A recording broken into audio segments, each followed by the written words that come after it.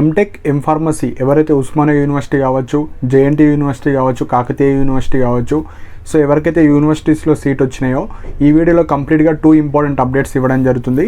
So first important update వచ్చేసి college start, అంటే college ఎప్పుడు స్టార్ట్ అవుతుంది, అండ్ ప్రైవేట్ కాలేజ్ కూడా కాలేజ్ ఎప్పుడు స్టార్ట్ అవుతుంది, and hostel admissions. So hostel ఎప్పుడు స్టార్ట్ అవుతుంది, ఎవరికి ఫస్ట్ ఇస్తారు, సో మళ్ళీ మిగతా వాళ్ళకి ఎప్పుడు ఇస్తారు, అలాంటివి కొన్ని ఇంపార్టెంట్ పాయింట్స్ ఈ వీడియోలో డిస్కస్ చేయడం జరుగుతుంది. సో ఫస్ట్ పాయింట్ వచ్చేసి కాలేజ్ స్టార్ట్ అండి. సో మెయిన్గా మనకు ఇప్పుడు ఎలాగో దసరా హాలిడేస్ ఉన్నాయి, అండ్ ఇంకా ఫేజ్ 2 కూడా లైక్ డేట్స్ ఎక్స్టెండ్ చేశారు. సో మెయిన్గా మనకు దసరా హాలిడేస్ తర్వాతనే ఉంటాయి మోస్ట్లీ, గవర్నమెంట్ కాలేజ్ కావచ్చు, ప్రైవేట్ కాలేజ్ కావచ్చు. సో మీరు రెగ్యులర్గా కాలేజ్ ఒక వెబ్సైట్ మీరు చూడండి, అది దాని ద్వారానే తెలుసుకోవచ్చు. లేదంటే మీరు ఎప్పుడైతే ఫిజికల్ రిపోర్టింగ్కి వెళ్ళారో మీరు లైక్ ఎవరికైతే లైక్ హెచ్ఓడి వాళ్ళు లైక్ ఫోన్ నెంబర్స్ కావచ్చు, ఈమెయిల్ ఐడి కావచ్చు అడిగితే వాళ్ళు లైక్ ఒక వాట్సాప్ గ్రూప్ చేయడం జరుగుతుంది. ఎంఫార్మసీ కావచ్చు, ఎంటెక్ కావచ్చు, మీరు గవర్నమెంట్ కాలేజా ప్రైవేట్ కాలేజా మీకు సంబంధించిన వాళ్ళు వాట్సాప్ గ్రూప్స్ అనే ఇస్తారు. సపోజ్ అడగకపోతే మీరు వెబ్సైట్లో చూసుకోవచ్చు, లేదంటే వాళ్ళు మెసేజ్ ద్వారా కూడా మీకు ఇంటిమేట్ చేయడం జరుగుతుంది. లేదంటే మనకు పేపర్ వెబ్ నోట్లో కూడా వస్తుంది, లైక్ ఎంటెక్కి సంబంధించిన అన్ని కాలేజెస్ స్టార్ట్ అవుతున్నాయి, లేదంటే ఎంఫార్మసీకి సంబంధించినవి అన్ని అకాడమిక్ ఇయర్ 2024కి సంబంధించినవి స్టార్ట్ అవుతున్నాయి అని ఏదైనా వెబ్ నోట్ రావచ్చు, ఏదన్నా వస్తుంది. సో అలా ఏదో ఒక మెసేజ్ ద్వారా మీకు ఇంటిమేట్ అయితే జరుగుతుంది. So mostly after Dasara 4th week or 3rd week ఎప్పుడన్నా మీకు ఇంటిమేట్ చేయడం జరుగుతుంది.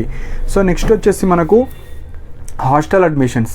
సో హాస్టల్ అడ్మిషన్స్ వచ్చేసి మెయిన్గా ఇప్పుడు ఫేజ్ 1లో ఎవరికైతే జేఎన్టీ కావచ్చు, ఉస్మానియా కావచ్చు వచ్చిన వాళ్ళు మీరు వెళ్ళినప్పుడు లైక్ అక్కడ లైక్ చలాన్ కట్టించుకొని మీకు హాస్టల్ అప్లికేషన్ ఫిల్ చేసి ఇచ్చిన వాళ్ళకు ఫస్ట్ ప్రిఫరెన్స్ ఇస్తారు, అంటే ఫేజ్ 1లో వచ్చిన వాళ్ళకు. సో అట్లా ఇచ్చిన తర్వాత వాళ్ళు అప్లికేషన్స్ తీసుకుంటారు, ఎంతమంది అయితే వచ్చిన తర్వాత అందులో నుంచి ఫస్ట్ ప్రిఫరెన్స్ కూడా ఉంటుంది. సో ఫస్ట్ ప్రిఫరెన్స్ వచ్చేసి ఇన్కమ్ తక్కువ ఎవరికి ఉంటుంది వాళ్ళకి ఇస్తారు. సెకండ్ వచ్చేసి డిస్టెన్స్ చూస్తారు, అంటే ఎవరైతే దూరం నుంచి లైక్ వాళ్ళ అడ్రస్ దూరం ఉన్న వాళ్ళని చూస్తారు. నెక్స్ట్ వచ్చేసి మనకు ఫేజ్ 2 వాళ్ళకి ఎప్పుడు ఇస్తారంటే ఫేజ్ 1లో కొందరికి ఇచ్చేస్తారు కదా, ఫేజ్ 1లో ఇచ్చిన తర్వాత మళ్ళీ ఫేజ్ 2 వాళ్ళకి కూడా ఇస్తారు. సో ఎట్ లాస్ట్ అందరికి ఇస్తారు, మీకు హైదరాబాద్లో ఉన్నారా అక్కడ ఉన్నారా అందరికి ఇస్తారండి. సో మీరేం టెన్షన్ పడకండి, కాకపోతే బ్యాచ్ వైజ్ ఇస్తారు, ఒకేసారి ఇవ్వకుండా ఫస్ట్ కొందరికి నెక్స్ట్ కొందరికి ఇస్తారు. సో మెయిన్ పాయింట్ వచ్చేసి మనకు ఈ మెస్ డిపాజిట్స్ కూడా మీరు కట్టాలి. ఫస్ట్ మీరు హాస్టల్ అప్లికేషన్ ఇస్తారు కదా, హాస్టల్ అప్లికేషన్ ఇచ్చిన తర్వాత సో జేఎన్టీ వాళ్ళకు మనకు ఎగ్జాంపుల్ ఇప్పుడు లైక్ వెబ్సైట్లో పెడతారు ఒక్కొక్కసారి, like list of selected students for hostel admission MTech M pharmacy ఒక్కొక్కసారి వెబ్సైట్లో పెడతారు. లేదంటే మనకు హాస్టల్లోనే నోటీస్ బోర్డులో పెడతారు, కాకపోతే మనకు ఆ ఇన్ఫర్మేషన్ తెలియదు. సో అలా అయినా పెడతారు, లేదంటే ఇంటిమేట్ అన్నా చేస్తారు, లేదంటే సపోజ్ ఏమైనా అప్డేట్ ఇస్తే నేను కూడా చెప్తాను. సో అలా మీకు ఇంటిమేట్ అయితే చేస్తారు. అండ్ మెయిన్ పాయింట్, మీరు ఎవరైతే లైక్ హాస్టల్ అడ్మిషన్ కోసం వెళ్ళినప్పుడు గర్ల్స్ కావచ్చు బాయ్స్ కావచ్చు, గర్ల్స్కి సపరేట్ వార్డెన్స్ ఉంటారు. మీరు ఏదైతే అప్లికేషన్ ఇచ్చేటప్పుడు ఇస్తారు కదా వాళ్ళ నంబర్స్ తీసుకోండి. మీరు బాయ్స్కి సంబంధించింది లైక్ జేఎన్టీలో కావచ్చు ఎవరైతే హాస్టల్ అడ్మిషన్స్ ఇస్తున్నారో వాళ్ళ నెంబర్ తీసుకుంటే మీరు రెగ్యులర్గా కాంటాక్ట్ అవ్వచ్చు, లైక్ ఎప్పటి నుంచి స్టార్ట్ అవుతుంది, ఎప్పుడు రావాలి మేము. సో అలా మీరు అడిగి తెలుసుకోవచ్చు. మోస్ట్లీ ఇచ్చేస్తారండి, లైక్ వెబ్సైట్లో అన్నా పెడతారు, లేదంటే ఆ డేటా పెట్టినప్పుడు నేను ఇంకొక వీడియో చేయడం జరుగుతుంది. సో మనకు main point mess deposits. So మీరు హాస్టల్ సెలెక్షన్ లిస్ట్ పెట్టిన తర్వాత మీకు కేటగిరీ పరంగా మీకు మెస్ డిపాజిట్స్ చేయాలి.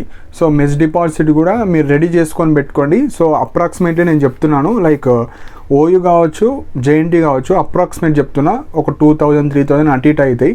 సో ఎస్సీ ఎస్టీ వాళ్ళైతే 12,000, గర్ల్స్కి చెప్తున్నాను 12,000, ఓసీ బీసీ వాళ్ళకు 15,000. సో ఎంటెక్ కావచ్చు ఎంఫార్మసీ సేమ్ ఉంటాయి.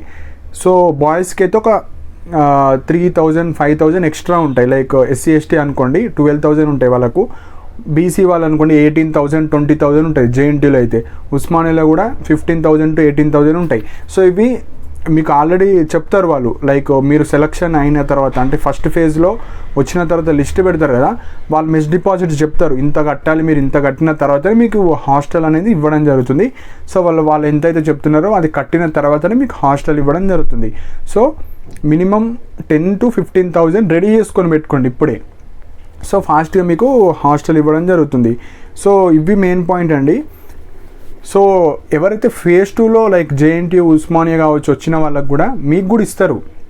మీకు కాలేజ్ రిపోర్ట్ వెళ్ళిన తర్వాత కాలేజీలో మళ్ళీ మీరు కూడా చలాన్ కట్టి హాస్టల్ అప్లికేషన్ ఇవ్వాలి. ఇచ్చిన తర్వాత మీకు కూడా ఇవ్వడం జరుగుతుంది.